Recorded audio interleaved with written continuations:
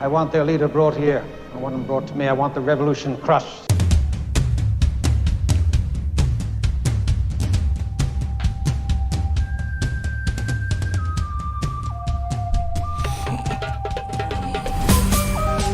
I'm just waiting to see them hanging out in the palace.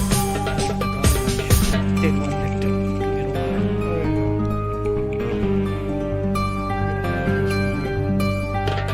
Well, they did that in Hama. Allahu Akbar, Allahu Akbar, walillahi alhamd. Allahu Akbar, Allahu Akbar, walillahi alhamd. We are live tonight, giving you good news of the liberation of Syria, of all, not just Aleppo, but Damascus, Hama, Homs, all the cities in Syria have been liberated. Alhamdulillah. Here with us tonight is yours truly, Imran Munir, also known as Sim. We have Sheikh Umar Haqqani here with us as well, and our usual friends Mort and special guest, my brother, the one and only Irfan. I'll get your screen sorted out here in a second. We went live impromptu, so bear with us as we get our wheels underneath us, but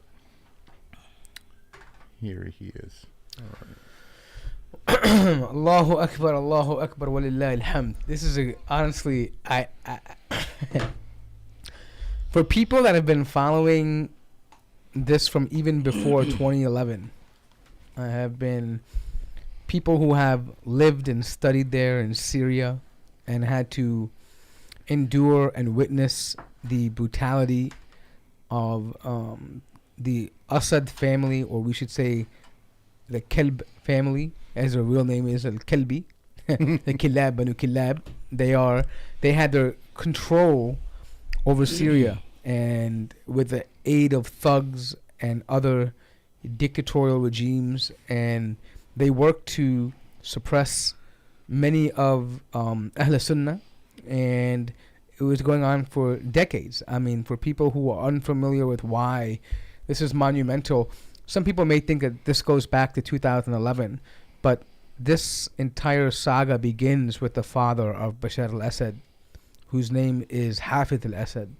and he slaughtered and butchered anywhere between 40 to 60,000 Muslim Sunnis in the city of Hama in, I believe, in the 1980s and 70s and 80s. Yeah, ma'am. This is just an incredible news that we could not have imagined how quickly this all transpired. We were just telling you guys about Aleppo being liberated last week with Bilal Abdul Karim, and now we're just this morning we're kind of joking about Homs being liberated. Little did we know that they just bulldozed through Homs and on their way to Aleppo. Well, what the funny part is that the people of Homs, they were saying there's no way that Hama is going to be liberated before us, and the local residents of Homs banded together and pushed out Bashar's forces. And to be fair, they didn't really put up much of a resistance, knowing that Bashar is going to fall. Yeah.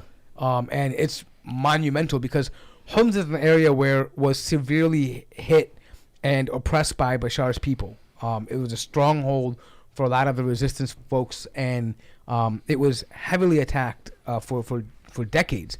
We have people who have generations in Homs whose grandfathers went away under the Hafid al-Assad regime and had been in prison for 40 to 50 years almost. Yeah. Insane. Yeah. And our very own Sheikh Umar Haqqani, you studied in Syria, and Syria is very close to your heart, as well as it is for each one of us. But it holds a special place in your heart because that's the place where you learned Islam on a serious intellectual and educational level. Tell us about what your thoughts are today. Bismillah, alhamdulillah, salatu wassalamu ala rasulillah. Allahu Akbar, la ilaha illallah, Allahu Akbar, walillahi alhamd. La ilaha illallah wahdah, sadaqa wa'dah, wa nasara abdah, wa azza jundahu, wa hazama al-ahzaba wahdah. مخلصين له الدين ولو كره الكافرون لا إله إلا الله ولا نعبد إلا إياه مخلصين له الدين ولو كره الكافرون اللهم صل وسلم على سيدنا محمد وعلى آل سيدنا محمد كما صليت على إبراهيم وعلى آل إبراهيم إنك حميد مجيد. Today is a day of celebration for the Muslims all across the world, the sincere Muslims who never wavered, who never questioned the promise of Allah subhanahu wa ta'ala. When Allah subhanahu wa ta'ala told the believers, when the believers during the time of the Prophet sallallahu alaihi wasallam, when they were going through tough times, when they were going through persecution, Allah subhanahu wa ta'ala promised them. When they asked the Prophet sallallahu alaihi wasallam, Mata nasrullah, ala inna nasrullahi qareeb, that Allah subhanahu wa ta'ala told them the victory from Allah subhanahu wa ta'ala is near. Our job as Muslims, our part is to do our part, our job.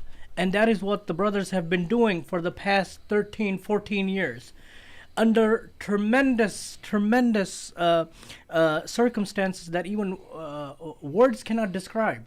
The barrel bombings, the random killings, the murders of hundreds and thousands that they have endured. Despite that, they held on to the mission, to the truth. And I would say we all of us are incredibly happy, but we're cautiously optimistic because there's a lot of uncertainty that's out there as well. But today, we are celebrating the downfall of a criminal regime who has ruled this place for 50 years, for more than 50 years. A blessed land. We know many ahadith that talk about the blessed land of Asham. The blessings, many companions are buried there. Many scholars, historical figures that are buried there. And this land was under this criminal, thuggish regime of the Asad family, which is an insult to the lion. The name Asad is an insult to the lion, that this family. Now, the latest reports are telling us that he has fled the country, but the day is here today, a day that many thought was not possible, at least in our lifetimes. We have an entire generation that lives today that do not know any other regime besides the one that they knew about, this Asad regime. And by the mercy of Allah subhanahu wa ta'ala, that day has come, that today this regime is no longer around. And this is a tremendous moment in the history of Islam and Muslims. Therefore, we're celebrating today. We are celebrating today. We're celebrating here. There you go. You see me celebrating. I know. I'm gonna wait. So, I'm super happy, of course. Alhamdulillah, that Allah has allowed us to see this day. And I think, like the Sheikh said, we're gonna be cautious about. And I would say that right now, the real battle, the real work begins, because now you have groups of people at one point that were also fighting each other, and they made a pact with each other to topple the Bashar regime. But there are people and there are factions inside that still have a lot of reconciliation. But in this day, we're hopeful. Part of the believer's job is to be hopeful and to be, just be. Have a positive outlook that things like this will change. But one thing I want to say is that the last episode we did had a barrage of Asadists that came in. And even right now, we have people coming in saying, oh, you're useful lackeys of Israel. Oh, you guys are sectarian. Might I remind you, the first ever foreign entity to come into as a militia in Syria was 2011, which was none other than Hezbollah.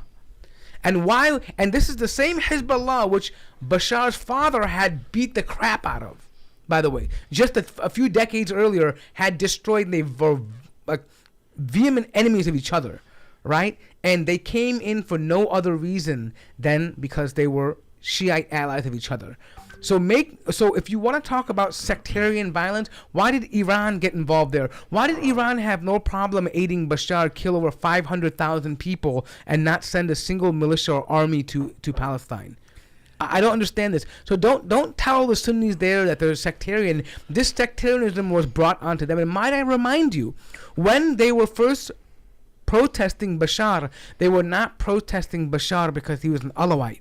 They weren't even protesting for his removal. They were protesting for rights, and they thought that he was from among them because he was educated in the West and that he would be reasonable and approachable. But instead, they were met with thugs like the Shabiha. They were met with bullets. They were eventually met with bombs that killed them. So this was not about Shia and Sunni, but Bashar's lackeys made it about Sunnis and Shia when they brought in Shia militias to torture people and make them say things like La ilaha illa Bashar, to actually tell them that there is no God but the Syrian land, and that Assad or the Ba'athist regime is their messenger. Right? I mean, this is the kind of things they would do. There are videos that YouTube took down of brutality that we've never seen before. And you want to talk about sectarianism with us? I think you need to try that propaganda with other people who don't know what's been happening. This day that we see today would have been here 14 years ago if it wasn't for those thugs that came from the outside and did what they've done. And I want to go back to one thing. I said cautiously optimistic, and I think that's very important for all of us, even for myself, to constantly remind myself of the uncertainty that's that lies in the days ahead. And I ask Allah Subhanahu wa Taala to protect this revolution and guide the brothers and sisters who have paid with so much, with their lives, with their blood, they have lost so much. And first and foremost, may Allah Subhanahu wa Taala protect them from the conniving, backstabbing, traitor, Muslim and Arab regimes. I mean, more than anyone else. Okay, I'm going to piggyback. Assalamu alaikum, everybody. I'm going to piggyback on both of your sentiments. First of all, Mubarak to the Muslims from all over the world, from the western suburbs of Chicago. Mubarak to the Muslims in Bilad al-Sham for this great victory that Allah subhanahu wa ta'ala has honored on you, that the whole world for the past 14 years wished they would not see, whether it was the Americans or the Russians or the Yahud, whoever it was. They did not want to see the unification of the people in Bilad al-Sham. And the optimism that Sheikh Haqqani was just talking about is we have a voice right now. Okay, we have a globally connected world, and we can give a resounding guidance, a guidance of light to the people back home, that Damascus is not the goal. It's not the final victory. We cannot be just happy with this. To Aqsa, everybody needs to chant this right now. To Aqsa, we have been dying for the past year under the bombardment. This is not just about Hamas. It's not just about. We saw the flags of Palestine with the brothers from all the factions, HTS, Liwat, Tawhid, all of them. We saw those factions. Keep that momentum going. Keep that mentality going. Make that your narrative. Unite the ummah on this leadership that you have now brought. You catapulted, right? And we will catapult you through all of our media mechanisms, whether we're here in Chicago or Indonesia or Turkey or wherever. Every Muslim is behind you, and we're celebrating with you, and we're crying with you, and our hearts bled when we saw those horrible videos, everything from the past 14 years, from 2011, from the children writing on the wall and starting this whole movement to bring a sense of dignity back to the lives of the people of Bilad al-Sham. Now, the ball is in all of our courts. We can choose what we decide to do with this. Okay, keep the momentum going, and let's rally around this unity. It is a nusra from Allah subhanahu wa ta'ala. All right, brothers, let's roll it back and try to walk through the early parts of the day.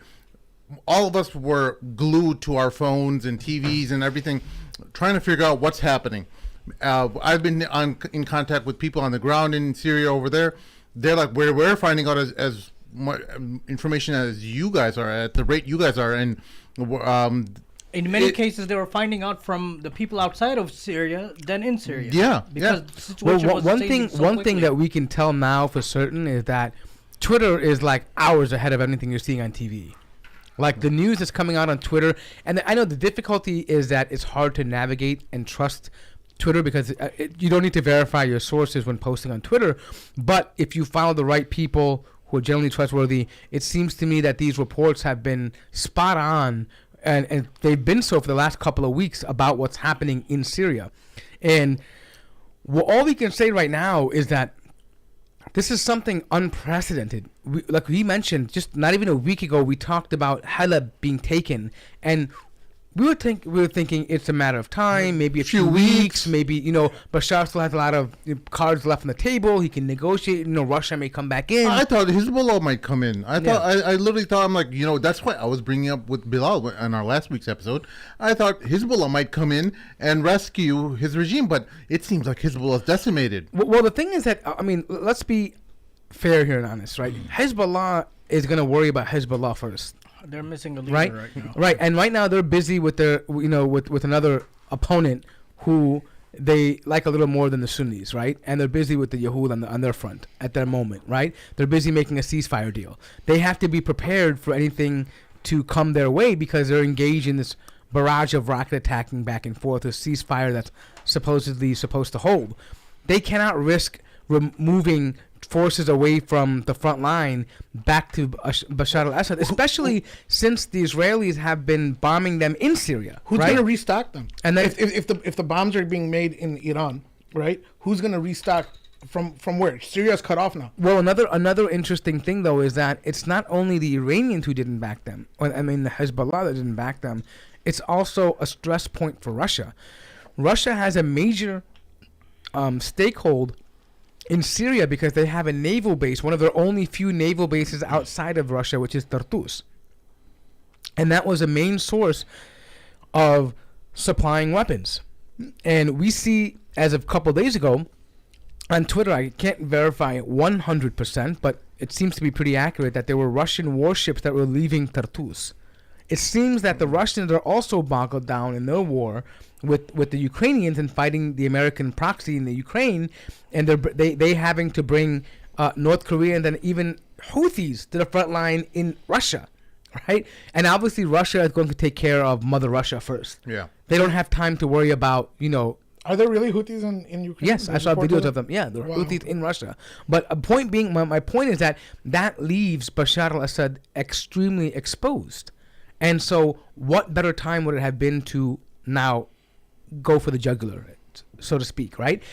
So again, but we knew this was unfolding, but at this rate that we thought we'd never expected this. Within a couple of days, they went from Halab, stormed through Homs, and now they're today, early in the morning when I was looking, they're like in the outskirts of Damascus, and I'm like, oh man. No, in many places, as we've been watching it and monitoring this, almost 24/7, in many of the the suburbs of Damascus and other cities, people did not even wait for the liberators to come in. They took matters into their own hands, which shows the level of frustration that was in there. That was there within everyone within the general population. It could be out of fear maybe as well, but I doubt it. I think no one wants to live under a dictatorship, under a brutal dictatorship that they have been living for the past 50 years. Sheikh Omar, how long is the drive from Aleppo to Damascus?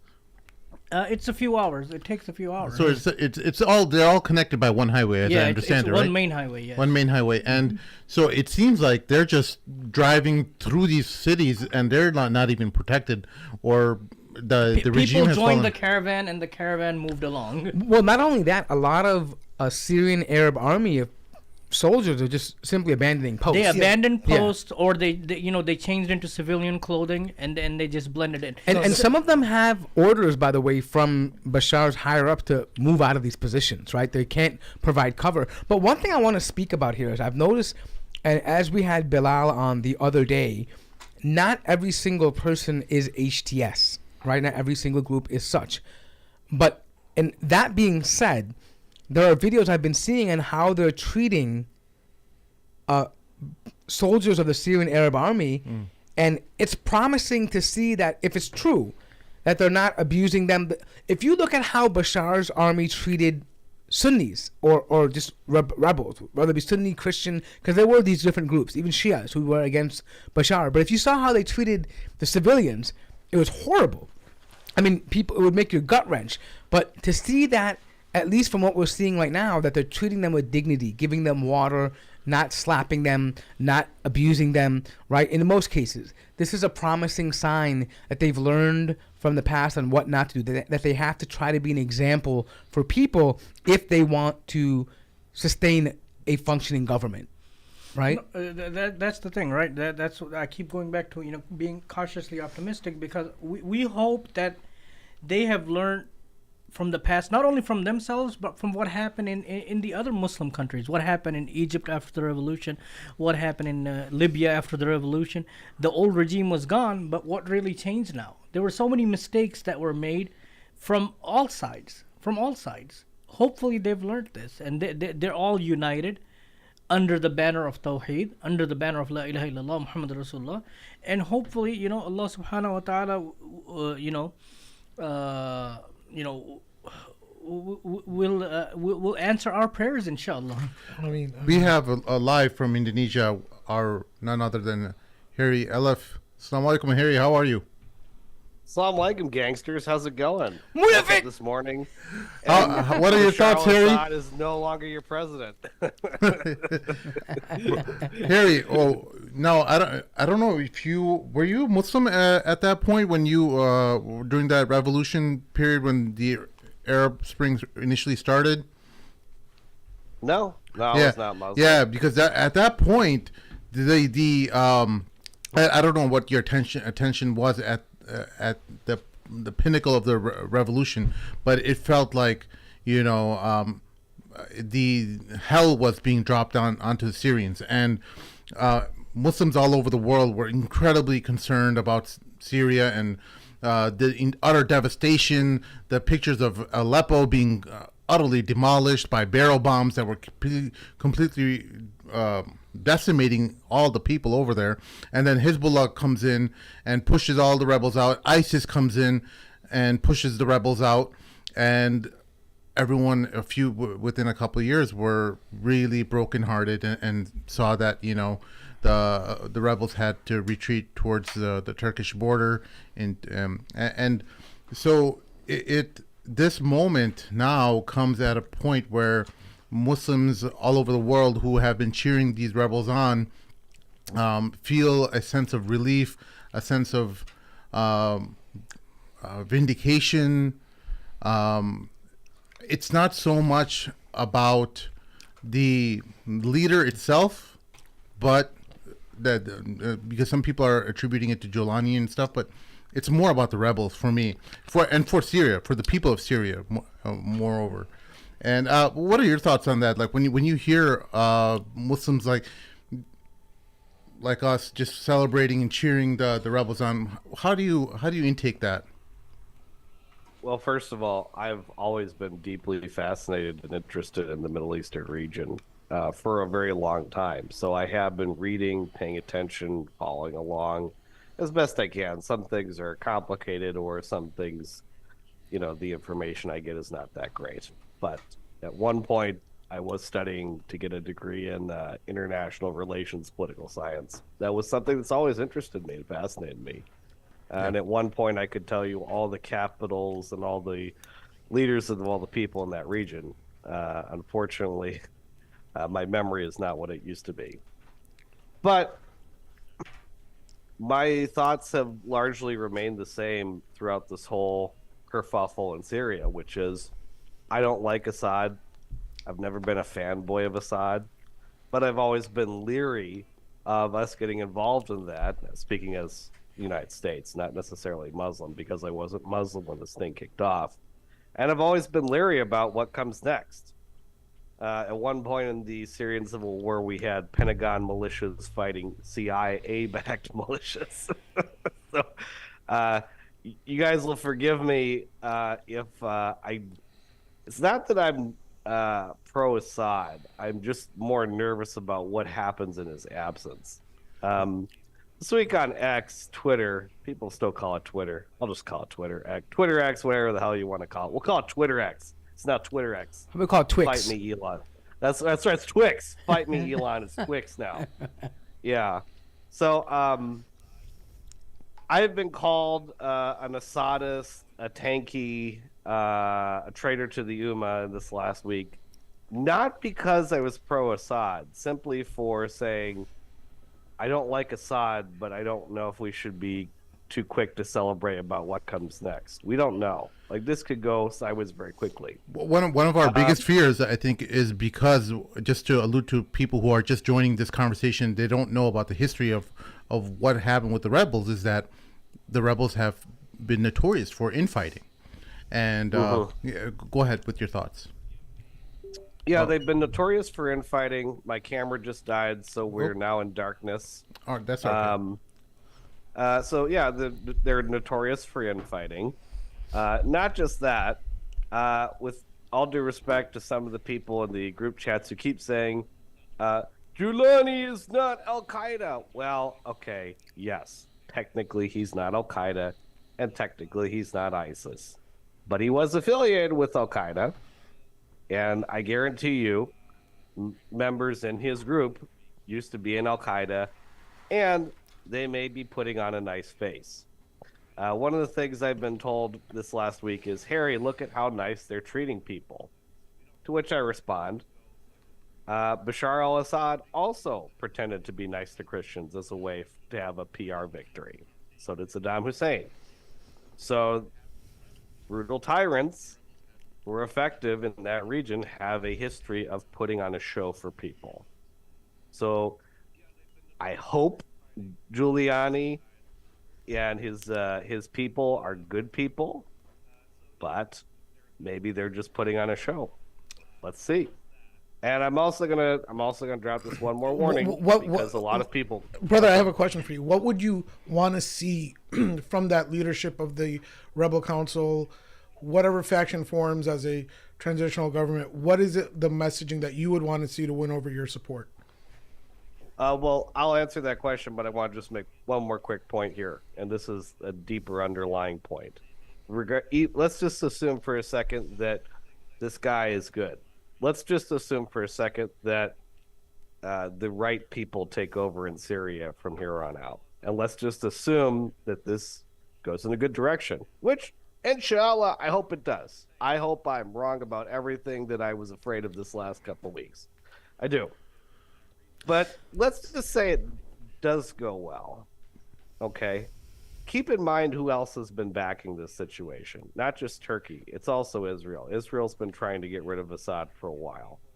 And we know that Bibi Netanyahu has a history, like he did with Hamas, of putting in Hamas when they were very, very radical as a way to defeat his political enemies who were more moderate and keep the Muslims divided. Do not be surprised if Bibi Netanyahu, in the next couple weeks or so, uses this as an opportunity to say, oh, look, we need another buffer zone. And then we have Golan Heights 2.0. And do not be surprised if he does that. There have been reports from their media. Israel project. There have been reports from their media saying that they need a buffer between themselves and yeah, but there's also been, I mean, high-level ranking officials that say they prefer Bashar to what they, because what they're afraid of is, yes, Giuliani is there, but keep in mind, this is why I go back to my original point, that HTS is not the entirety of the rebel group, right? And I think people are in their right to be nervous about Giuliani. I don't think he has a credibility to be someone that's a leader that can unify a country, but I don't want him to. I think what the media is doing intentionally is giving him the spotlight when it's more than just him, right? There are people, other groups that are on the ground, other leaders that got together and somehow came to a common understanding, same people that were fighting each other, that Giuliani was incarcerating and torturing, to let bygones be bygones and focus on building Syria. Now, of course, we take what Giuliani says with a grain of salt, but I will say to that response that when you talk to Syrians who are living there, we can sit on an armchair and talk about, hey, this could be possibly worse. But when you're living there and you don't have electricity and gas and heat, and you're starving and you can't get back to your house, right? You're not worried about the hypotheticals, right? You want change. You're willing to take that risk, right? And what I say is, just like Netanyahu planned to use Hamas the way he wanted to, right? We say yamkuruna wa yamkurullah wallahu khayrul makirin. They plan and Allah plans, and Allah is the best of planners. They can do all the planning they want to do without a shadow of my doubt. Of course, we know this would not have been possible without Syria bombing strategic positions of Hezbollah, right? But what I'm saying is that because of what they want, does that mean that a plan gets completely foiled or it becomes completely spoiled? Not necessarily. And what I'm saying is that right now, from what we're seeing, is there are indications that rebels have decided to put the inciting aside, and going back to our previous point, that this will be the true test, not removing Bashar. The true test is once they clear out Damascus, do these groups continue to have that peace? Well, that's what I want to ask the brother, like, because we all grew up with the narrative. We always had a spirit from Chechnya, right? From Bosnia. From Bosnia. All of us grew up at IFS Villa Park, right? We had that spirit in us. The brother on the from Indonesia or from Australia, he's got a much more fresher take than us, right? We have that spirit. That's why I'm asking him, what would it take from these rebel factions? We definitely want to see that unity that you're talking about post Damascus. We definitely want to see that functionality and restoration of services and whatnot for the people of Bilal al-Sham. But what would somebody like on the outside from Australia? I think your phone's making noises. Yeah, we'll mute it here. And then, that's what I want to ask. Like, get back to the question. How is he going to measure whether he puts his trust behind the rebel That's leadership? a very good question, and the answer to that question is time. Before I became Muslim, I was already very skeptical of Israel. In fact, I've never been a friend of Israel pretty much ever since I got back from Iraq, and I read John Mersheimer's book, The Israel Lobby. I've never been a fan of that country, and I hate how much influence they have in the United States. But I would tell my pro-Palestine friends, I would say, and this was like 10, 15 years ago, I'd say, guys, I understand why you don't like Israel, but Hamas literally takes suicide vests and they put them on the backs of little kids and send them to Israeli checkpoints and bus stops in Tel Aviv. So I'm not saying I like Israel, but I'm not going to side with Hamas either. Yeah. That was how I felt 10 years ago.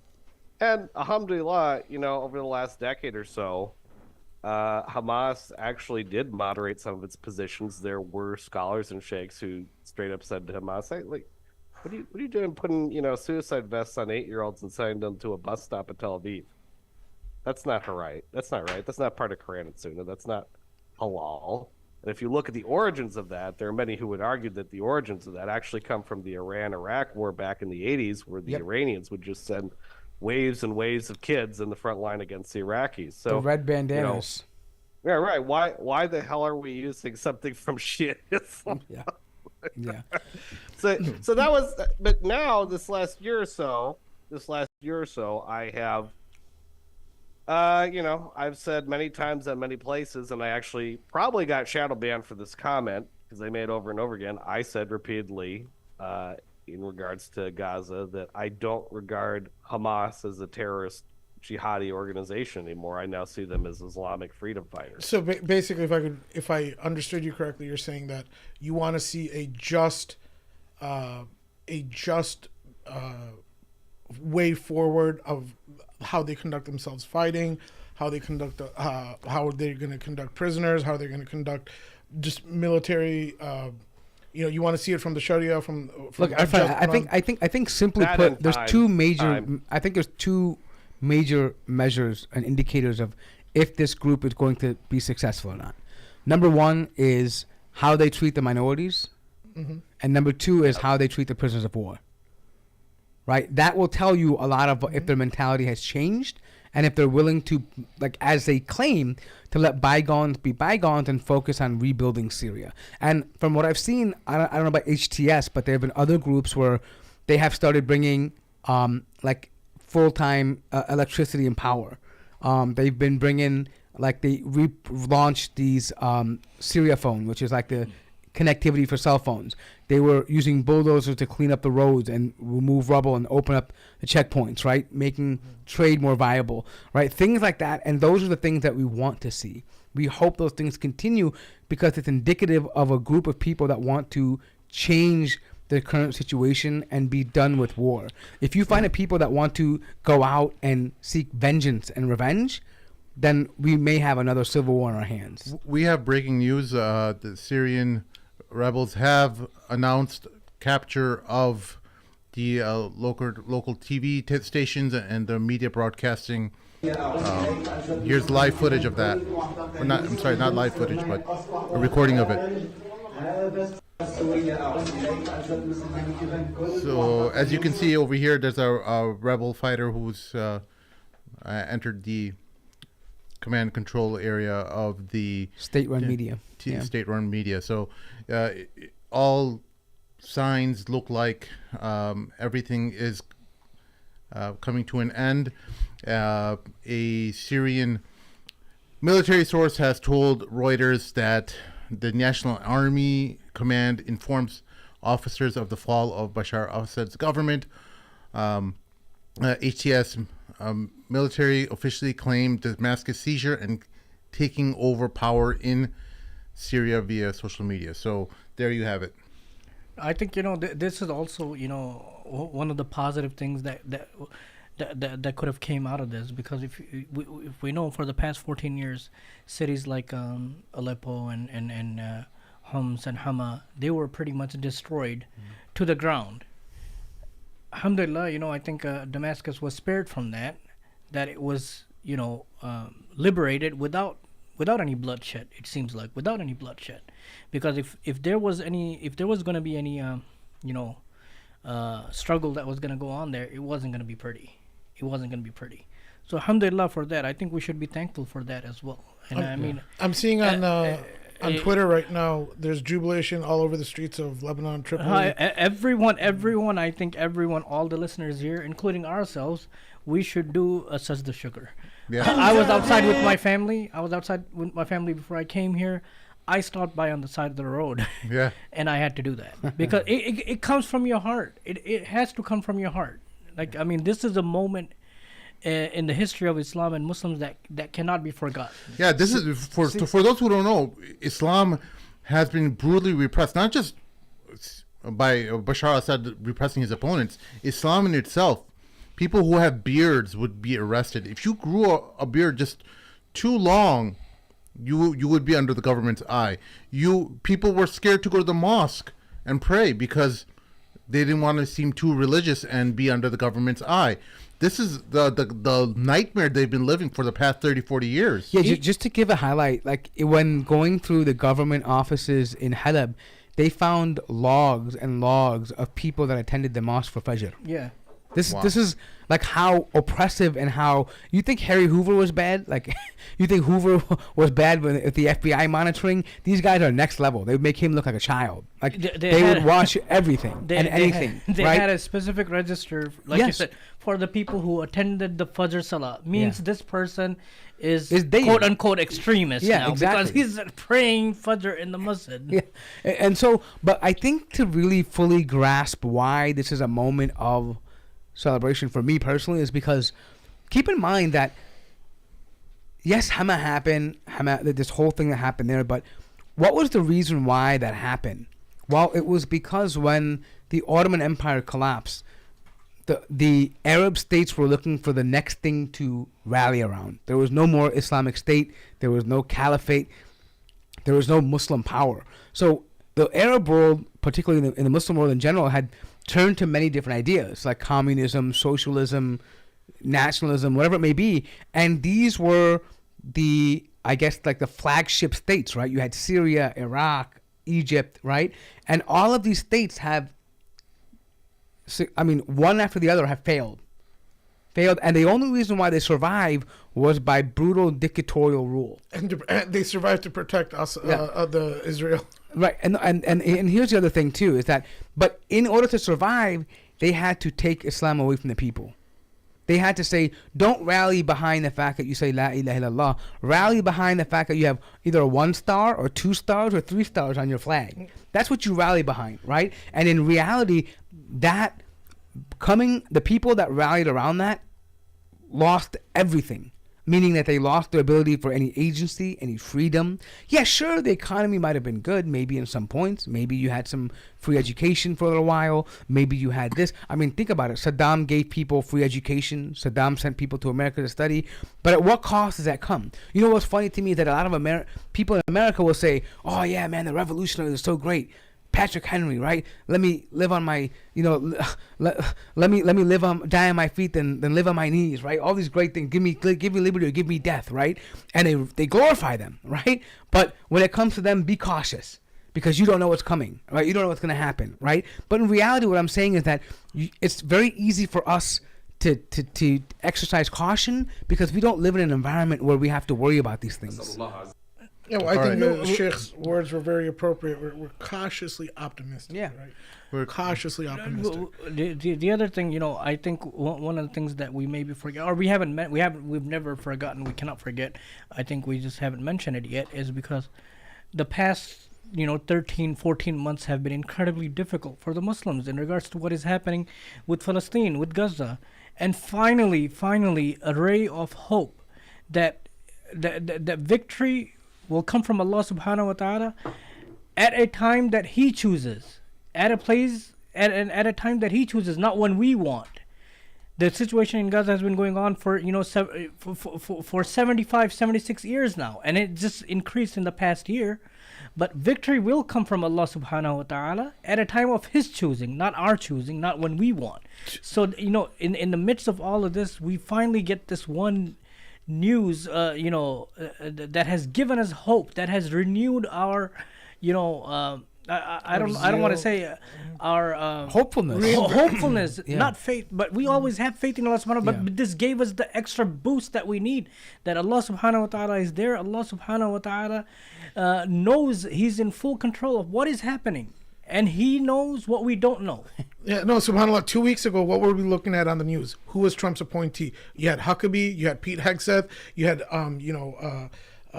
Rubio. Right. So we were looking at this doom and gloom scenario.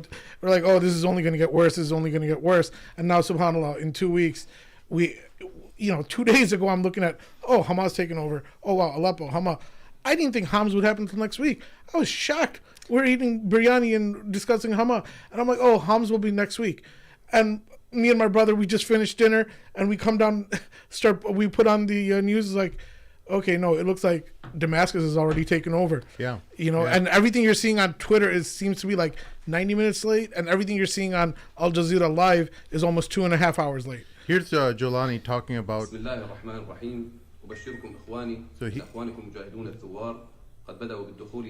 Sheikh, can you translate this as he talks about this?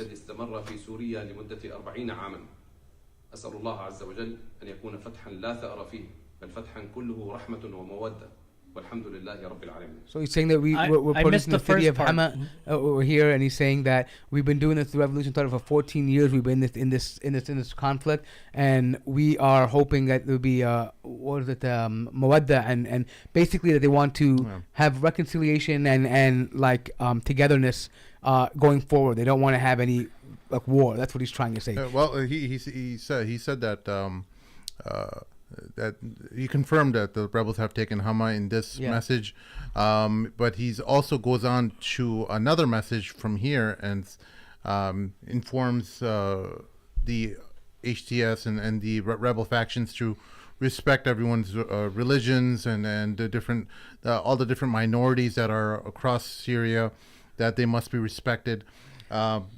And I think that goes a long way. I think that's important to mention, given the history of what Syria has gone through. There was a written order. I'm sure you've seen it as well. A written order that was given.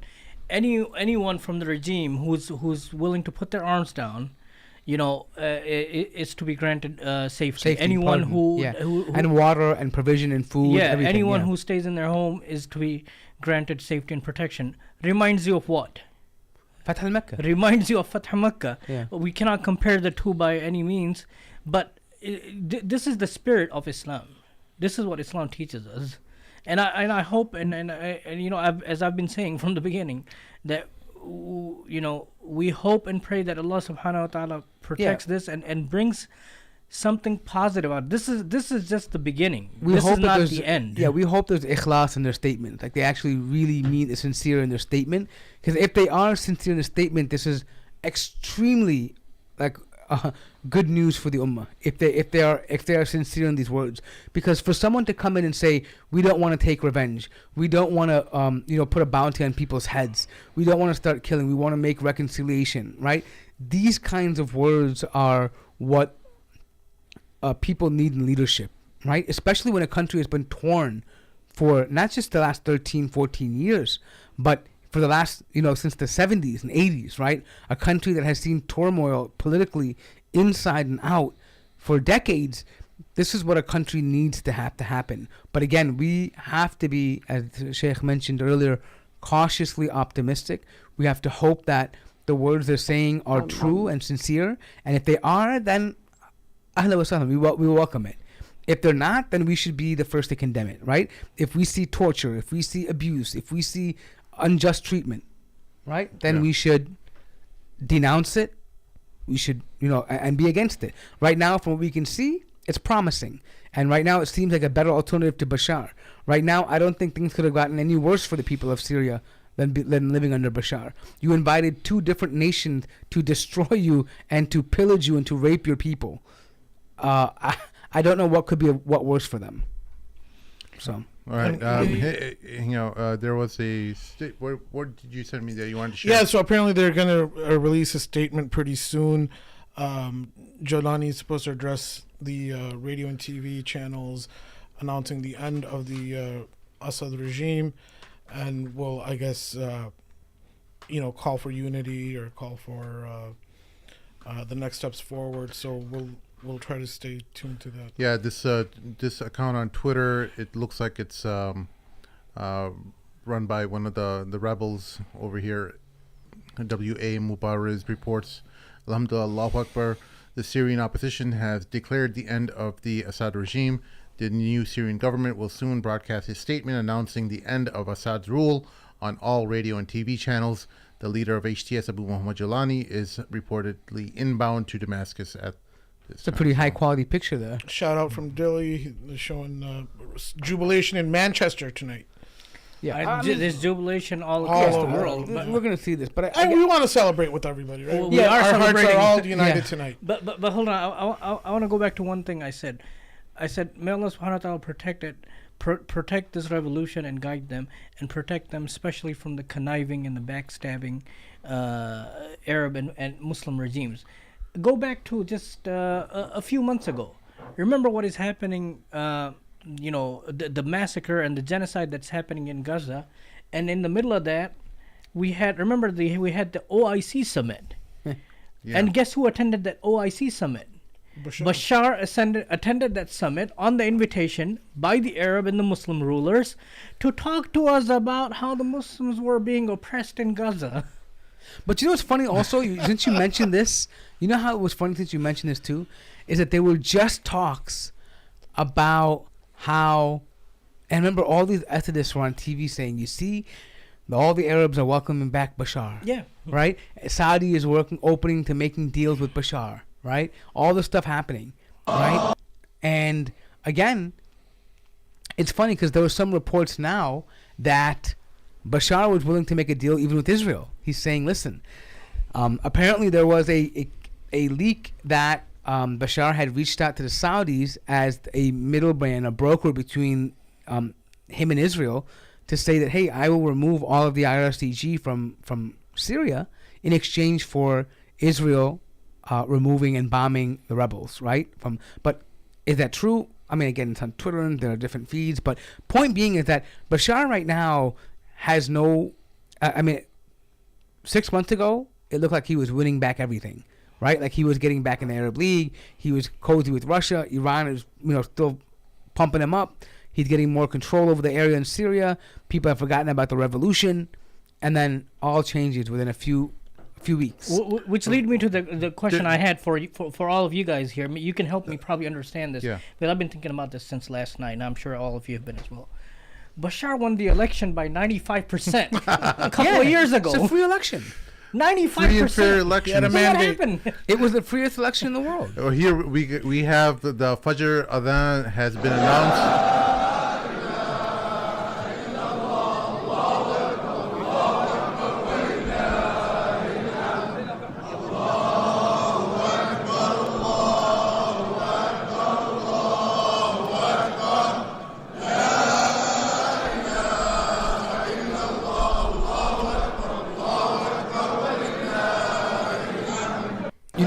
You know what I want to ask people who are like extremely like pessimistic about this? These people you saw are people that also witnessed ISIS. They witnessed Daesh. They witnessed the Ahrar al-Sham.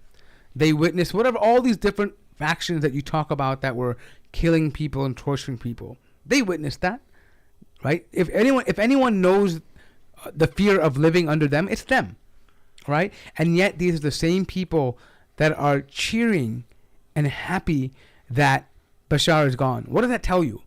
That they obviously fear Bashar's regime more than anything else. I'm saying, and I'm being optimistic. I'm saying, listen, I'm conceding your point. Maybe these groups are bad, but it seems very clear to me that these average Joe Syrian is more fearful of a Bashar regime than any of these groups. Yeah. And so, I have an answer how to does that. this look like? I mean, no, I'll be honest with you. I mean, you can answer to them. I'm saying, these guys coming to the mosque, you look at them, they're old men, they're young guys, they're shabab, they don't have big beards, they're not the guys that are walking with kufiyas on their head, like walking around doing these things. These are average people in the neighborhood who are willing to finally openly come to a mosque at Fajr, who before they had to worry about having a name on a list. I mean, I can't be unhappy about that. What are your thoughts on this, Harry? Well, the answer to that is pretty simple. Pretty much every time a dictator in the Middle East has been removed, there's always a period of jubilation that he's gone. And, you know, there's something about tunnel vision. You know, when people are in a prison, you know, and you get out of that prison, you have an opportunity to leave. You know, it's just, you get tunnel vision. You're like, I got to get out of prison. I got to get out of prison. I got to get out of this bad situation.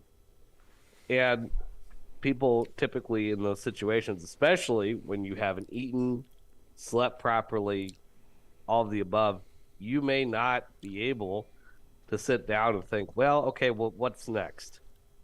You might just be so exalted and so happy to get out of that situation. Because, look, we've seen this play out over and over again. And then people 6 months later, after the revolution is over, are like, oh, my God, we were better off under this dictator. Or, oh, my God, this is even worse. So I hope that's not true. Well, here, I really hope that's why not true. I chimed in when my initial thoughts were that it's up to us as an ummah to keep our eye on the prize. You know, it's bigger than Damascus. It's bigger than that. If we have a doctrine that is purely for Allah, right, and we hold each other accountable, and we create that narrative and create that global doctrine for this unity, for this nusra, then in all reality, that's what's in our power. It's, you know, I could be skeptical, you could be skeptical, we can all be skeptical, and I'm not saying I'm not. I'm skeptical. I'm cautiously optimistic. At the same time, I have an onus on me. I have a responsibility on me, and Harry has a responsibility on him in Australia, and Dilly has a responsibility on him in Manchester, and Sim has a responsibility on him in Lombard or Western suburbs, whatever it is. You know, now, you know, we got to reflect and see, hey, well, you know, am I just going to keep harping the cautiousness, or what am I going to what can I bring to the table that can keep this pure? Well, I'll tell you one thing. I've seen this in a couple places on X. I'm trying to look up the sources again where I saw this. And of course, keep in mind, this is X. Just like real-time updates on what's going on with the war, there's all kinds of misinformation, disinformation. But apparently Israel is moving troops into southern Lebanon. Yeah, Not southern Lebanon, excuse me, southern Syria, past the Golan Heights. These are just initial reports. They could be wrong. They could be wrong. As I said earlier, We'll see. But the thing about until he's a good dude. I mean, the thing about Harry, those kind of reports that I saw last week, for example, that someone was reporting some major news figures were reporting Jolani has been killed in an A bomb airstrike. strike, yeah. Yeah, 2 days ago we were talking about that. Yeah, and then we just heard. We don't know yet. We But- need, yeah. Hold on. But again, even if he is a good guy, as you say, I guarantee you. I don't think he's saying he's a good guy, though. I think he said that what he's saying is that you have to be cautious. A good guy. If the media is portraying him a good guy. Oh if yeah, he's- turns CNN out to be the all of good a guy sudden that he gave him an thinks. out.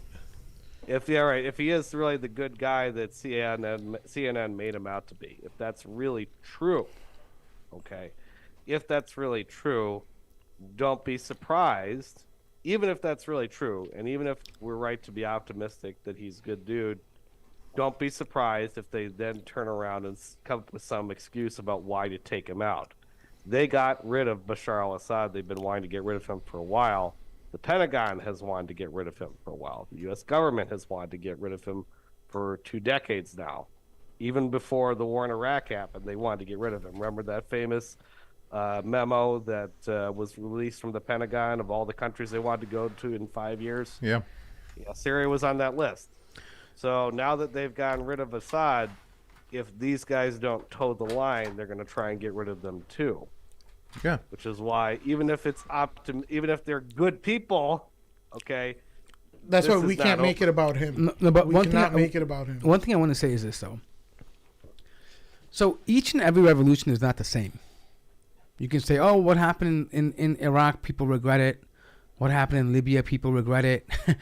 You can say these things, right? Not Iraq. There was no revolution in Iraq. Well, I mean, they say You're talking that about Egypt, maybe. Yeah, Egypt. No, but I'm saying people say, oh, well, Libya. there were militias that were fighting each other. They said Tunisia sectarian thing. They were going to take over, whatever, right? They're talking about, okay, then it became Daesh, right? Whatever, right? But my point being is this, though.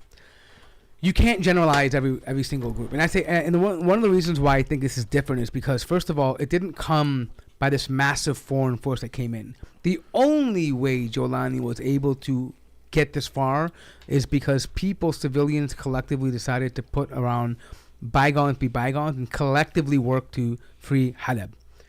There's no way. HTS has about 2,000 to 3,000 fighters. They're not a big organization. It's a culmination of other groups that had to make concessions and make deals in order for this to happen. And I believe what I can tell from this is that if that is power in numbers of the people, they are the ones driving this. So if Jolani tries to step out of line, or any of the leaders steps out of line, there's going to be a number of people who are ready to say, we're not tolerating this. And this is what I say, it may go into war, but there are people who are willing. They don't want to go back to living under Jabhat al-Nusra. Right, and they don't want to go back to be living under Daesh. They don't want to go back to be living under Bashar al-Assad. And at this moment in time, they've already given their blood, sweat, and tears already. There's nothing left more to lose. Right? If they've come this far, and I believe that's the difference between this and now. Now they can't live under anything else but what they need, right? And that's why I am cautiously optimistic. But it's not Jolani, he himself, and that's one thing that makes this different, is that you can take out Jolani, but it's not just Jolani. Jolani is not the only one. He's just one of the pieces of the puzzle that made this happen. He's a great face to have, but he's not the only one behind this. No, I to jump, to jump in and to go on the back of what you said, I think that's important for everyone to understand that this is different than what happened with Mubarak. This is different than what happened in Gaddafi, with Gaddafi and others as well. And I think one of the key things, like you mentioned, is look, this, I think Allah subhanahu wa ta'ala plans things in ways that He knows best. The Syrian people, they almost had freedom. All of these places were liberated at one time. But then the people saw what happened, how it was mismanaged, how there was infighting, how things got destroyed, and how they were not united. And now they spent all these years assessing where they went wrong, what they need to do, and now they came back. Hopefully they learned from the mistakes. That's why we keep saying that, we're cautiously optimistic. It's like about the that. Taliban, right? Remember the first time the Taliban came into power, it was way different. I'm not sure if I want to compare the two. No. I'm not saying it's the same, but what I'm saying is that in terms of growth, right? Meaning that, hey, at one point they had power, they lost it like very rapidly, but even now that they come to power now, they've learned from previous mistakes, even though people may not still like them, whatever it may be. But I'm saying it's very clear that they have a different attitude, right? Because if they learn from the mistakes, and this is not unique to any. How It's significant is this Sorry. for you right now? One of the things I wanted to show you guys is because it's so significant in what you guys are talking about right now. من الناحية العسكرية فما بعد حما. From a military perspective, what comes after Hama will not be the same as what came before. However, I prefer not to be overly optimistic during the battle. I like to remain cautious and vigilant to avoid complacency and ensure we don't suffer losses while believing we are safe. What comes after this? What's after Hama? يعني مجريات معركة. The course of the battle, as for the secrets of the battle, let's leave them to the unfolding events. You will witness them in reality, which is better than discussing them now. أفضل ما نتحدث فيه الآن. In a matter of days, you have taken major cities. What's changed? How are you able to do this now?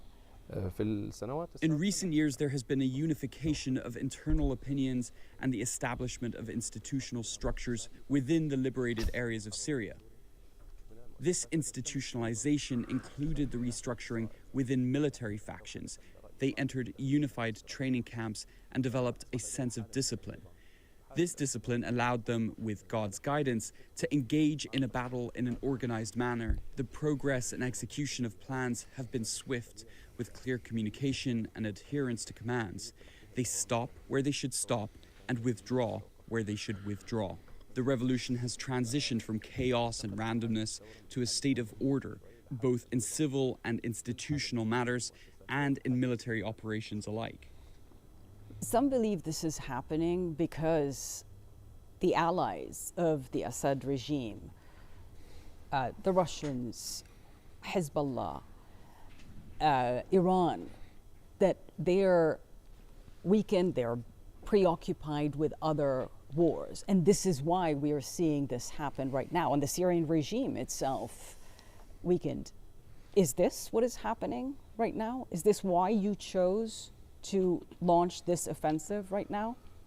يعني أنا As you know, we are still in the midst of the battle, and discussing such details at this time is not wise. معركة الآن. The regime withdraw like it did. فالنظام The seeds of the regime's defeat have always been within it. It has been effectively dead since that time. However, the Iranians attempted to revive the regime, buying it time, and later the Russians also tried to prop it up. But the truth remains, this regime is dead. In the last year, it seemed like Bashar al-Assad survived the war. He was welcomed back into the Arab fold and on the world stage. يعني The Arab countries' evaluation of the situation was mistaken.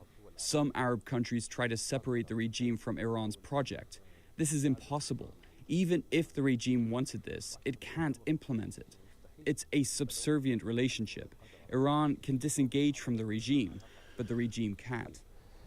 أعتقد أيضا To describe the regime as victorious is deeply unjust to the many children, people, women subjected to rape in prisons, displaced individuals scattered across the world, those drowning in the seas, and those living in tents on the borders of other countries. What kind of victory are we talking about? نتكلم عن النظام. In the past, you have talked about strict Islamic rule. Is that still the plan? يعني الناس التي People who fear Islamic governance either have seen incorrect implementations of it or do not understand it properly. We are talking about something that aligns with the traditions and nature of the region. The most important thing is to build institutions.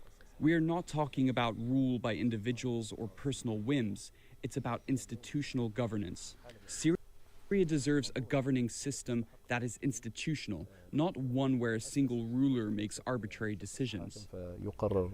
So that is exactly where he talks about building institutions.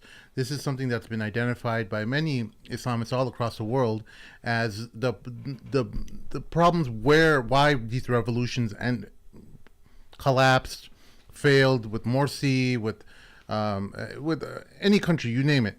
Wherever the Islamists tried to take power, they failed. And what was the reason why? And it caused a lot of thinkers to reassess what exactly is the problem here.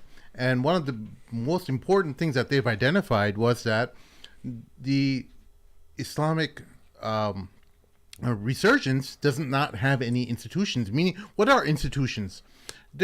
Institutions are your education system. They're your art. They're your museums. They're your public welfare. People, your thinkers, your intelligentsia. These are all different facets of society that bring Islam into the forefront, that allow Islamic thought to propagate and to think about challenging things that the modern society has been facing with, and try to overcome these issues. And so these are what he said over here was very important, and I think it can't be understated, because it shows to me, at least, I'm not saying he's sincere or anything, but he's someone who at least sees that you can't just tell people what to believe, that you can't just tell them like, hey, you have to pray 5 times a day, and you have to grow a beard this long, and you have to wear hijab, and all these things that, at least from previous implementations of Islam, at least how they're seen in the world, he's saying we're going to go in a different route. We're going to start building these institutions up within society. That's not what, and let Syrians decide. Well, so that's great. All of that is great, right? What that interview and that exact moment of where you ended that interview, that's what concerned me the most. Where like institution is such a vague word, right? What are we actually talking about here? Are we talking about the distribution of wealth mechanisms, or are we talking about even the sovereignty of the state? Are we building on Syrian nationalism? When Morsi failed, where did Morsi fail? When Morsi came into power in Egypt, he brought in all of his people into power and stuff. But what happened? All the same people who were under Mubarak were still in power. They were still in the generals were, yes. They were in the same institutions. They were in the same police stations. They were all still within that same framework. You just had an Islamic figurehead up on top of this pile of crap.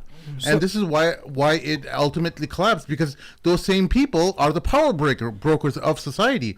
And when you build institutions, these people who are going to be the pillars of society, who uphold power, those are the people who will keep, even if Jolani goes away, there's another person who will fill that spot naturally. This is how statecraft works, why people like Donald Trump and Barack Obama, they don't really make significant change. There's already institutions in place that progress American interests in a certain direction. So I think also this is also a case for Muslims to manage expectations.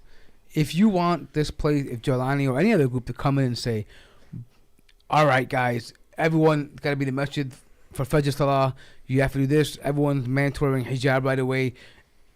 This is not what you're going to get right now. And if they tried that, right, and if people are not ready for that, you're not going to be able to convince them to do so. You'll cause nothing but problems. At this moment in time, when you talk about institution, what they mean is that they want to see Islam in action. How are they going to provide for the poor? How are they going to get them education? How are they going to give them justice if they go to the court? Are they going to be able to have, is it going to be nepotism? Is it going to be favoritism? Are they going to be living in fear? Are minority rights going to be protected? These are things that they need to see. The basic levels have to be met before you can start building a society to a next level.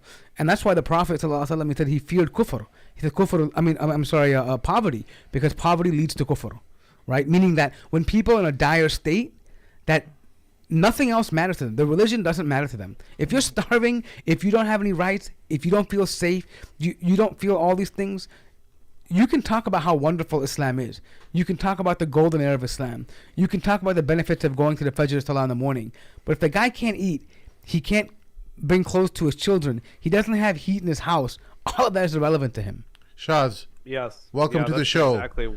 I'm sorry, Harry. I just want to introduce Shaz to our stream. Welcome to the show, Shaz. Shaz is our producer and our media manager. What are your thoughts as you listen to the news of Syria being liberated? Hey everyone, Assalamu alaikum warahmatullahi wabarakatuh. I am just trying to get caught up. I've been with family all day, and then I come home, I check these messages, and now I see like 100 messages about the liberation of all these cities, and I'm just trying to get my bearings about this and learning from listening to you guys. But I gotta say that I have a lot of like similar thoughts to Harry about being really cautious and being very, I don't want to say pessimistic, but being really, really cautious, because we've seen what happens and history tends to rhyme and repeat itself. So we saw what happened in Iraq. We saw what happened in a lot of these places that had the Arab Spring come up.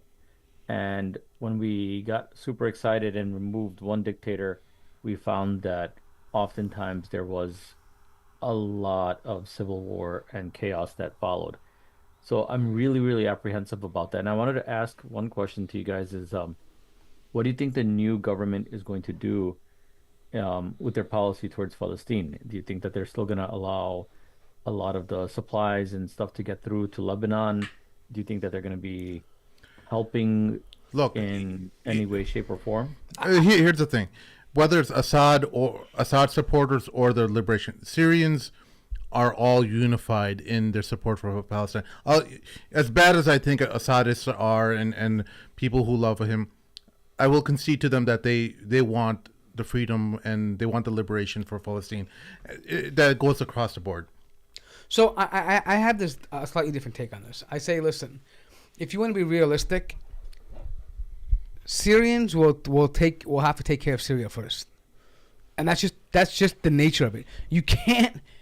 It would be foolish to take. Actually, one of my concerns was their cities are decimated right now. Who? Their cities, like homes and stuff, they That's haven't been rebuilt. That's what I'm saying. Yeah. So Syria has to take care of Syria first. No, I understand that. Everybody, I think the one question second. really here. Wait, just one second. No, hang on here. Hold on. There's a heart of the matter. There's a heart of a matter. When we talk about the rebuilding and you got to stabilize Syria, stabilize all of that, build institutions, right? When you talk about everything, feed the people, survive, agreed, honestly, agreed. But on what basis? Are they doing the Imran Khan trick where they're going to the IMF, the World Bank? Are they building, what is their understanding of Islamic economics? What is their understanding of the distribution of wealth from the Sharia? What is their understanding of employment, of ownership? These are basic questions. Hold on, Irfan, listen. If you go to the average person who's been starving in Syria for 14 years, I understand, and you ask him, hey, what do you think the economic, the Sharia behind the economics should be right now? You think he's going to ask you? You think he's going to really care about that? They'll be or is right he going to say, "Give me food"? Yes, because they'll be right back where they are 14 years later. But he's talking about Irfan's talking about something on a state level, and Mort's talking about like the obviously the average person. Everybody needs to eat. I understand. Wait, so let me just get his point. Open up the grain silos. Give them the food. Wait, hold on, Irfan. 1 second. This has nothing to do with Palestine. Because even if you want to resolve these issues, they have to resolve all that before they even looking at Palestine. No, we're not talking about Palestine. We're just talking about the people right now. The people of Aleppo, the people of Hama, the people of Homs. But that was the question. Feed them.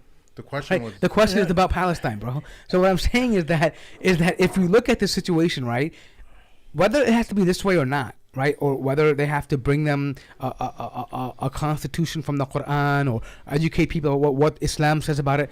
Whatever that looks like, in order to get people to a state of having a stable economy and homes and institutions, as Sim mentioned, it's going to be a while before they can ever look towards Palestine.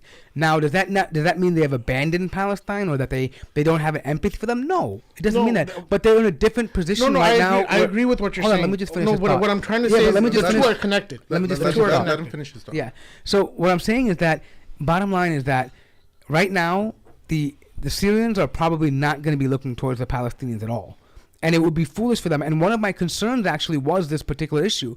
When we saw Halab get taken over, I was thinking, would it have been better to maybe immediately in that point to build Halab up and then make it an example city and then have others naturally take on, like Homs came on. But sometimes growing too quickly is also a downfall. You don't have the institutions in place to take care of that. You don't have the controls in place. It's not all, the infrastructure is not united yet. All these things happening at the same time, too many moving parts too quickly is a success or recipe for failure, right? I mean, and this is what I worry about, that you've taken on too much at one time. Well, look. Here, let me just rebut that. Let me finish the thought. We have the greatest example. Let me finish the thought. In the Prophet and the Sahaba, we took the economic system and the distribution of wealth that the Prophet ﷺ taught us, right? In 23 years, they took down two empires, right? It has an economic system that can take care of those people's affairs and liberate the people of Gaza. Okay, if it's our failure to understand how that distribution of wealth works, that's our failure, right? But the system has the capability to do that. That's why I went back to whether it's Brother Shaz's point or Jelani's interview or the point of just survival right now. If we really follow the system of a distribution of wealth and the mechanism of that it'll allow us to emulate that same mechanism that the Prophet ﷺ and Khalid bin Walid and all this great commanders after them emulated, right? Or implemented. That's what I'm trying to get at. That if this isn't nipped in the bud by now, then what Chaz is saying is going to be correct. They might survive, open up the grain silos. Yeah, they'll eat. Okay, good, stabilize. And then what? 14 years later, they'll be at the IMF's door. Okay. Well, Chef, yeah, keep in mind that the U.S. government still occupies the oil and wheat fields as we speak. So let's see if they actually open that up back to the people of Syria after everything's said and done. Donald Trump becoming the new president, who knows, he might pull us out of Syria completely and that might open it up, or Turkey might take it over, or maybe the new Trump administration might be compelled to stay there and hold on to that stuff for reasons that are beyond his control. Because last time when he was in president, he tried to pull us out of Syria and the Pentagon literally just ignored him. So if you want to have economic redevelopment and people actually eating for a change, ideally they should have access back to their old oil and their old wheat fields. Let's see if that actually happens. And don't forget the British control the western border with Lebanon. Oh boy.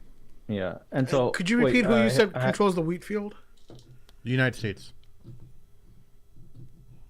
You said the UK. Does the British control the wheat field? Is that what you said? No, the United States. Or did you mean the US? I said the British control the western border with Lebanon. Oh. Okay. Yeah. They have about 31 hardened sites which they use to spy their intelligence gathering points along the border with Lebanon. And this was built when ISIS was making a move, they had taken over like almost a third of Iraq and 2/3 of Syria, and it looked like they were going to go into Lebanon. So the British offered very generously to build almost like a series, like a series of checkpoints, and they were used for gathering intelligence and stuff. And these are pretty hardened positions. Yeah. Yeah, I mean, I'm sure, but earlier question, I had a question. Do you guys think that the new government will still support Palestine? And I don't think you guys answered it. Maybe I didn't ask the question in the right way. But like a lot of supplies go through from Iran to Iraq to Syria to Lebanon, and the Lebanese resistance uses it. Do you think, for example, those supply lines are going to get cut now? So it's entirely possible that they could maintain the supply lines in the midst of all this chaos. It's entirely possible that militias in Iraq, which are apparently the Prime Minister of Iraq is talking about mobilizing to go after government-approved militias, are possibly going to intervene. There was talk previously at the conference in Baghdad a couple days ago of Iran also sending a couple battalions into Syria. I mean, that's another thing we have to worry about too, is we don't know what Iran and Iraq are going to do in response now that Assad has actually fallen. We have no idea. They could, look at what happened when Iraq when Saddam fell, Iran did all kinds of crazy stuff in Iraq for years. They sponsored Al Qaeda at one point. Yeah. They sponsored all kinds of crazy factions and did all kinds of crazy stuff. And that's why I always cringe when people say, "Oh, America killed 1 million people in Iraq." Okay, yeah, we killed some people. Yeah, but we weren't alone in that. Yeah, but Harry, Iran benefited from Saddam being removed. They did in the long run, but they also caused a lot, partially because they caused a lot of chaos. Of course, but they're not going to benefit from Syria. I mean, we don't know if that's going to completely cut off the supply lines. It is entirely possible. It's entirely possible that Iran could continue to covertly run supply lines from Tehran all the way to Hezbollah-controlled territory, or even all the way to frickin' Gaza Strip still. It's entirely possible going through Egypt. But, it's also entirely possible that they'll keep those supply lines rolling by invading the eastern half of Syria or sponsoring any number of different militias to go into eastern Syria and cause chaos. Look, Harry, totally possible. Here's the thing: you have to read the tea leaves. When you see the rebels move at the speed that they did, there were negotiations that Turkey had with the Iranians and made sure that Iranians won't fight back. They won't support the Assad regime. They knew beforehand. The Russians and the Iranians knew beforehand what was going to happen. Okay, and all this was worked out before these rebels made a move. Because if this was completely done on their own, without anyone's involvement, without Turkey or the United States knowing what was happening, there would have been a significant effort by Iran to put up a wall or to put up significant resistance. It just does not happen out of a vacuum. With that, they're going to make all these concessions and they're not going to put up a fight at all. There would have been a huge fight. It's very clear because if Iran was going to maintain these lines, they would have done so right now. Now is the time for Iran to maintain their control. If right now, because they're on the cusp of losing everything. All the work they put in for the last 20, 30, 40, 50 years is hanging on the thread right now. Militias, there's no more powerful militia than Hezbollah that Iran has. Not one. Houthis are there, but they're nowhere near what Hezbollah is. You have these Hash al-Sha'bi in Iraq, they're there, but no one is near as powerful as Hezbollah is. And for them to mobilize, I think the Houthis are way more powerful than Hezbollah. By weapons and capabilities, no, they're not. No, they're not. They're not. No way. And I love the Houthis. I deeply do love the Houthis, and I respect them and have a whole lot of love for them. But they're not at the level of Hezbollah. Yeah, this is not the case. Yeah, Hezbollah kicked Israel's ass, man. Yeah, they did. Look, and that's Israel. Yeah, that's why they needed to have a ceasefire, dude. Yeah, credit is due, right, Harry? Hezbollah are fighters. They're hardened fighters. They definitely are a contender with the Israeli forces on the ground. There's no doubt about that, right? I think what we're trying to say is this. Yes, there's a lot of scenarios out there, but I think the players that were involved in Syria, it was do or die for them at this moment. If they decide to go all in and back Assad and finish off any last rebels, or do they and risk their backsides being open, or a front with Syria, Lebanon and Israel, or Russia having to deal with Ukraine? I think there was more risk for them to do that, and they said right now we just have to take that loss. We can't maintain Bashar can't. We can't keep propping him up. Right. There was definitely a backdoor negotiation when it came to the Russians. And I said on X about a few days ago, I said, ideally, Iraq, Iran, and Russia should, ideally, and this was just my thinking a few days ago, was that they should step in and tell Assad to leave the country, which did happen. Apparently, Russia probably told him it's over. Yeah. That part I definitely agree with. And that they should help them find a new leader. Now, I was under the impression that they were going to choose somebody from the Syrian military. But it is possible that the process of choosing this new leader, like you guys said, was done backdoors, and that Jules how do I say his name? Jolani. I keep Jolani. wanting to call him Just Giuliani. think Jew and then like Lani. Rudy Giuliani. I keep wanting to call him like Rudy Giuliani. No, Giuliani, right? I think the way they say Giuliani. Rudy Jew. Giuliani. I want to call But him for him, Rudy he can say Giuliani Oh, for him. He's okay. the Yeah. brown version of Rudy Giuliani. Yeah. the brown version. I mean, of that's Rudy the American Giuliani. way to say it. You can say Giuliani, right? It's the easy way to say it. You can Giuliani, get it, like yeah. Mehmet is the Turkish way of saying Muhammad. Yeah. But at any rate, it is entirely possible that you guys are right, that there was also backdoor dealings with the Iranians to let this guy come in, and that is actually the power negotiations right there, is to let him be in charge, and that they will continue the supply lines. I think the Iranians could continue to supply lines, regardless of whether this guy is their boy or not, because there's going to be so much chaos. There's going to be so much stuff going through. They've kept it going through Egypt, through what's that Sisi? pass? Oh, the Rafah crossing? They've kept it going through the Rafah crossing and underground tunnels through the Sinai for over a decade or two to Hamas, and Hamas still has plenty of juice left in the tank. They could easily keep going and doing this in the tunnels for another year or two. So yeah, I think they could figure out a way to get through Syria. So Harry, I think they could. Here's my take on this, right? Yes, the supply lines could continue, but I'm going to look at this two different folds. Okay, if they continue, it cannot continue without the help of Turkey, right? That's one thing, right? Right now, the way I see it, the biggest winner in all of this is Turkey, and the biggest loser is Russia in all of this, right? But to talk about supply lines, right? Imagine if you are Jolani right now, right, and you're the new Syrian government. You know right now that Lebanon is engaged in a war with Israel. And Israel has no shyness in bombing Syria. They do it all day, every day, right?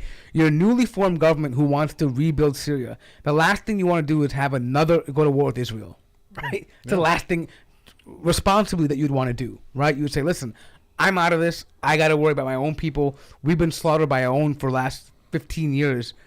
I'm out of this, right? And now, does that mean that Iran doesn't have other partners in the ground? No. I mean, like you said, there could be other avenues. Again, Turkey could have brokered something and say, hey, listen, you got to get out of here. We'll make sure you get your profit, from the supply lines or whatever, or you can move your oil through, whatever it may be. And that could be a possibility, right? But I think if Iran is able to supply through Syria, it's going to be with the okay of the Turkish. What effectively happened... Keep in mind that Erdogan is still sending oil to Tel Aviv. Yep, from Baku. Apparently. Effectively, the United States... So that does not give me a lot of hope and optimism. What we're seeing right now in Syria is what the United States made Russia choose. They effectively made them choose between two fronts, whether they want to protect Ukraine and direct all their resources to it, or do they want to protect Syria, because they can't protect both. And the Russians chose Ukraine. That's effectively what happened. They saw an opportunity and they saw, if you're going to go after Ukraine, well, you're going to have to choose. You're going to have to give up on Syria. Yeah. And it was a brilliant political move that the United States took in pulling the rug underneath Russia. And I'm actually a bit disappointed that Putin didn't foresee this happening when he invaded Ukraine, because it really put him in a very difficult situation, and he's lost ground in Syria. And eventually what's going to happen, I imagine, is that he is going to get quite a bit of significant bit of territory from Ukraine in a peace deal that Donald Trump will eventually, eventually negotiate, and he'll get the Donbass region, and he'll tell, he'll come back to his people and say, we won a significant portion of Ukraine. We've created a buffer zone between a NATO country and our homeland, and he'll be able to declare victory in that end. But the significant cost was Syria for him. Yeah, and like I said, I think the biggest winner in all of this is Turkey, right? Yeah. They secure the area. They have great. The Kurds also won too. Yeah, Kurds, because the Kurds negotiated with the Americans. Sure. And the Americans helped them rebrand as well. I don't know if you picked up on some of the statements that the State Department officials made, where they kind of told the Kurds that, hey, how about you rebrand your name and stuff? And so they came up with the Syrian Democratic Forces, the SDF, and they're fully funded by the United States. Yeah, and the thing about them is that also, but I think the Kurds, unfortunately, they're like this wild card in the region that always gets played. Yeah. Right. Like they never have a reliable partner. Right. Saddam used them and then shit on him. America, the same thing. Right. Yeah. And it happens all the time. But I think Turkey wins because Turkey is going through a rough time right now economically. Right. Yeah. And a lot of people, what they don't realize is people who have been to Turkey. There's a big anti-Arab sentiment in Turkey at the moment because anti-Syrian mostly. Yeah, but I mean they call it the Arab Syrians because that's the main Arabs that are there right now, right? Yeah. But it's because of the fact that they blame the economic strain on all these refugees, right? Yeah. That are there.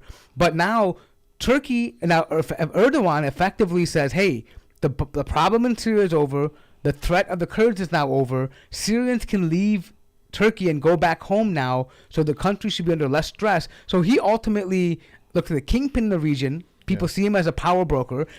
People see him as a savior of this economic problem, and the Kurds are not going to want to fight him anymore. I find it so funny that these Turkish nationalists love to blame Syrian refugees when their own Turks go to Germany and other countries across Europe, and they say that they're the problem over there. Yeah. And then they cry racism and all kinds of different stuff when those nationalists are saying, "Hey, get out of our country. You're ruining our identity and stuff like that." Whether it's good Hello, or pretty white girls. How are you?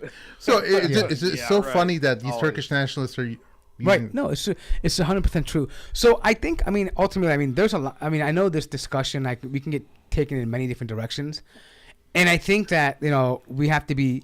I think the key fundamental here is that we have to be cautious, as everyone said, and still remain hopeful.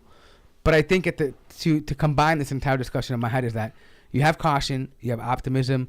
At the same time, though, you have to remember that the root of all of this has to be for the benefit of the ummah.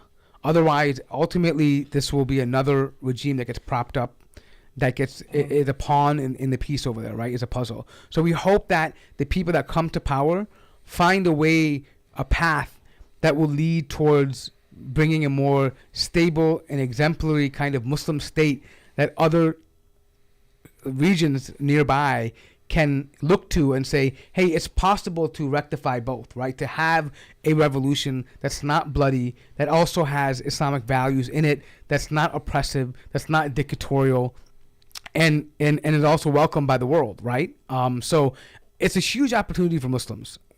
In Syria mainly and for outside, to be careful who you support, what kind of, and the reason why I say that is because if we see something bad, we can't turn a blind eye because Bashar is gone. We have to call it out. If it's Jolani, if it's someone else, it doesn't matter. You have to, our allegiance is with what Islam is what Islam says. Sure. No, look, I think, I agree with a lot of what is being said, and I understand that. I think we're talking a lot of hypothetical situations, a lot of unknowns about what if, and all of that. I think that's all. It's understandable, and that's what we should be doing. That's why we've been saying from the time we started this is we're cautiously optimistic.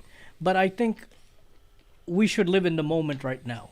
I think today is a day for a celebration of celebration for all of us. I mean, think about what the Syrians have been through for the past 50 years.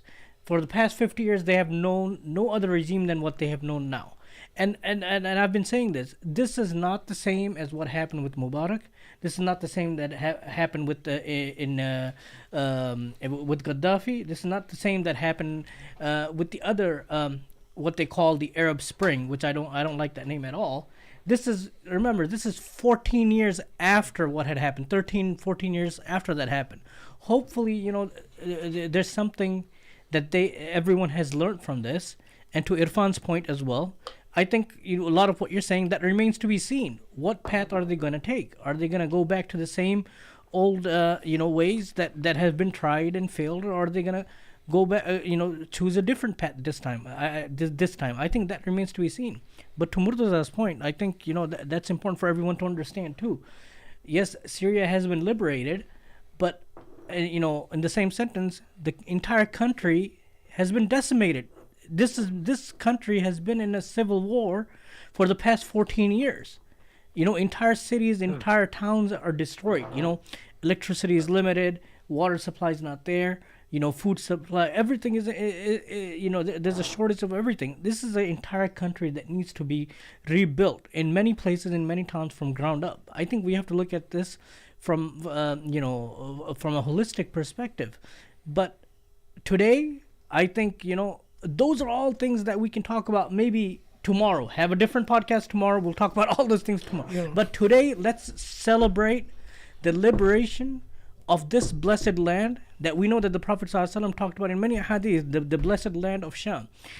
We're celebrating the people who've been liberated from prisons, who've been in prisons for the past 14 years, 20 years, 30 years, 40 years, who lost, so much has changed in the past. People don't understand what the prison conditions are like over there. This is what I'm saying. Like, we need to look at this from their perspective, from the Syrians' perspective. 100,000 prisoners were released. I saw a guy released from prison. He couldn't stand up because he hasn't stood up in so many years that he just kept. He like waddled on squatting out of the prison cell, and I just started crying. I'm like, he's like, I don't remember the last time I stood up. And he's been in that forced condition for so long. One of my teachers was in a Syrian prison, and he was cramped with 40 people, 40 men in a small room, okay? And they would have to take turns into taking naps and stuff and getting sleep. While the others had to be standing, they had to have everyone cordoned off into groups because it was so cramped, and they only had a tiny small window where they could get fresh air from, if even they gave them a room like that. Many of those rooms didn't even have any ventilation. Window, yeah. And they would have to find some corner where they would have to use the restroom. It was incredibly horrible conditions. They shared an egg. Remember the stories? They shared one egg for 2 men, hard boiled. So imagine you got two starving human beings, and you got to you have to break a boiled egg evenly between the two. So they make them fight over the egg. They used to write on the walls with the condensation of their breath. Remember that? Yeah. And then remember, like, they couldn't use the bathroom, and then on the way to the bathroom, they would get whipped with electrical wires, right? 40 men to a room. Just the prisons tonight are worthy of the celebration. I think I think you guys have seen the report. There were reports that some of the prisoners, when they were taken out of the prison, they thought that Hafiz Assad was still in power, because when they went in, he's the one who put them in. Yeah. They didn't know that so much has changed. I mean, this tells you, the gravity of the situation. I mean, those are heartwarming stories, like brothers who haven't seen each other 15 years, like finally seeing each other, mothers and sons reunited. There was one guy, I saw a video of a brother in Homs. He said he hasn't left his house in the past 14 years, 13 years, because he was wanted. He has not left his house in 13 years. Think about this guy was in isolation even before the pandemic. And during the pandemic, and it's after the pandemic. Yeah, I mean, he was protected. I don't think people realize the condition that people were in, and it's easy for us to sit back and say, "Do this, do that." But when you live in a condition, let's just be happy tonight. Yeah, let's be happy tonight. And the other thing, I keep going back to this. This is different because people, when Aleppo was liberated before, then it was taken back, right? And then Bashar thought that he had control over it, and slowly they had they opened it up for tourism. People were coming in. This guy who does this Mark Wiens. Mark Wiens went there, and he did a great city. Yeah, he did. He did a whole thing about the food there, and had this moronic government appointed guide who was guiding. I don't even know if he was Muslim or not. And then he takes him around, and he takes him to a monastery. No. He takes him to a liquor place.